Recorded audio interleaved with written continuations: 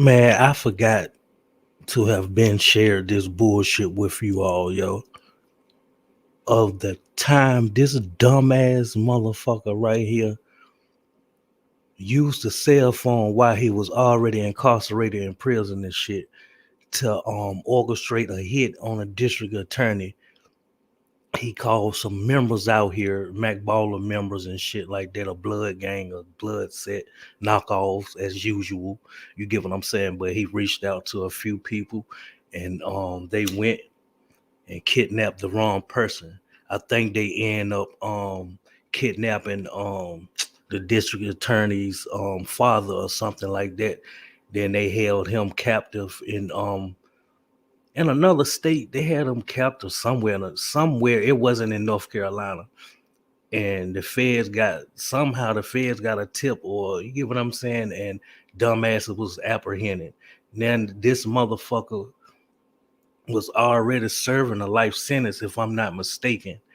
Now he got life plus 7. You get what I'm saying? But this motherfucker, look at this motherfucker. He already look mookish anyway, don't he?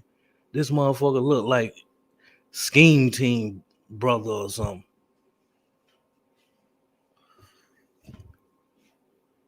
Damn dummies. I want y'all to listen to this damn shit, yo.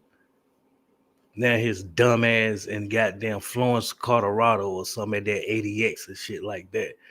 Damn dumbass mook looking motherfucker.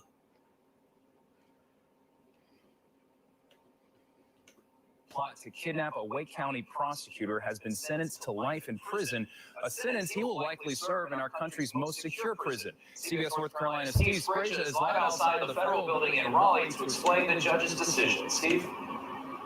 Well, the federal judge decided that he should have life plus 7 years. That is a sentence which guarantees that Kelvin Melton will not be getting out of prison in his lifetime. And because of the vicious nature of the crime, because of his past criminal record, the Supermax prison in Colorado was the natural choice. The facts of this case show that Kelvin Melton will attempt to commit crimes wherever he is. So he must be in a facility where that is not possible. Kevin Melton was convicted by a federal jury of devising a kidnapping plot in 2014 aimed at Wake County Assistant DA Colleen Jansen, who had put him in this jail. The 51-year-old was accused of using a cell phone from jail to orchestrate the crime. Look at that motherfucker. Y'all that shit is obvious all over his damn appearance.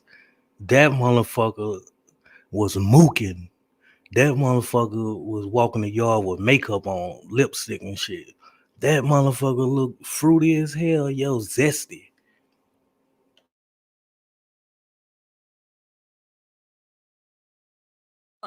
But the kidnappers went to the wrong address and grabbed Jansen's father, Frank, by mistake. The gang members then took Jansen to Atlanta, where he was held and tortured over a 5-day period. Among the abuses, documents show that he was pistol whipped by kidnappers, who also used a stun gun on him dozens of times. He was eventually rescued by the FBI hours before the kidnappers were about to kill him. It was a case which sent shockwaves through the local law enforcement community.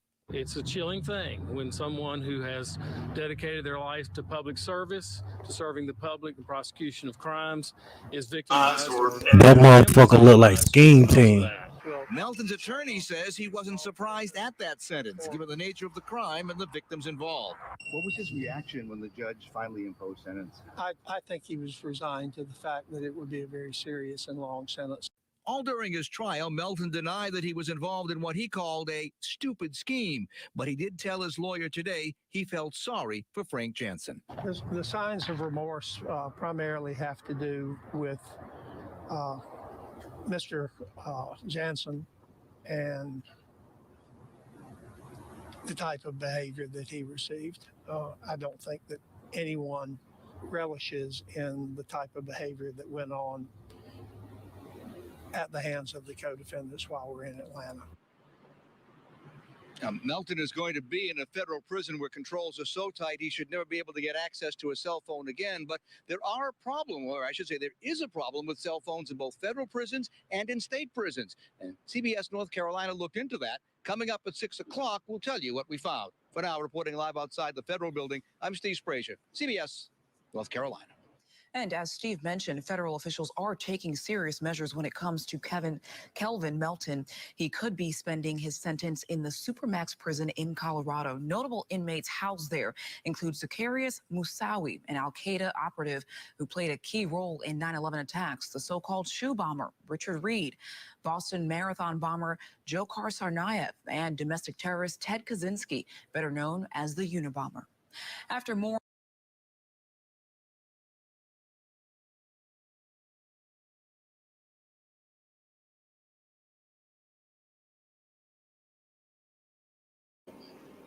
Stupid, stupid, stupid. That motherfucker up there looking goddamn fruity as hell, yo. Don't he look like Scheme Team, yo?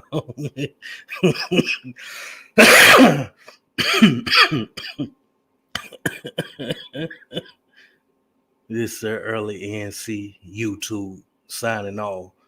But before I sign off, just to let you know that he was a part of the Makk Baller Brims, the Makk Baller family or some bullshit like that. Of course, you know they slobs and shit in my eyes and shit.